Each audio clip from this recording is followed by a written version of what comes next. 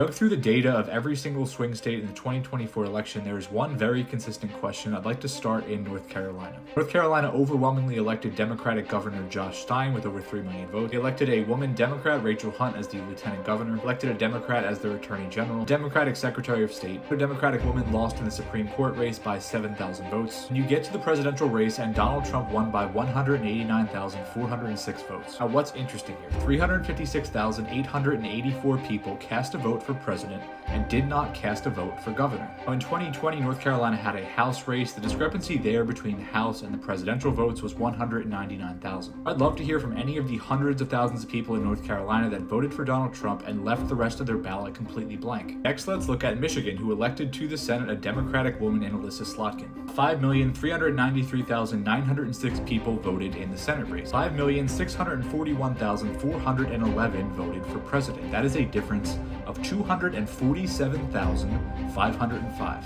I would love to hear from any of the 150,000 people that voted for Donald Trump and did not vote for Mike Rogers. You might ask, didn't Michigan have a Senate race in 2020? What was the discrepancy then? It was 59,282 people that voted for the president and did not vote for the senator. So a difference of almost 200,000 votes in that category, and another Democratic woman winning while Kamala Harris loses. And you know, it's funny you mention that, because let's take a look next door where a Democratic woman who is a lesbian, Tammy Baldwin, was able to win her Senate race as well. Funny enough, by just the right margin, is about 60,000 votes in Wisconsin for Donald Trump that didn't feel like voting in the Senate race. And I would love to hear from a Wisconsin Republican that voted for Donald Trump but didn't want to give their vote to Eric. Now, in 2020, Wisconsin had a Senate race. The discrepancy was 14,990 votes between people that voted for the president and people that voted for the Senate.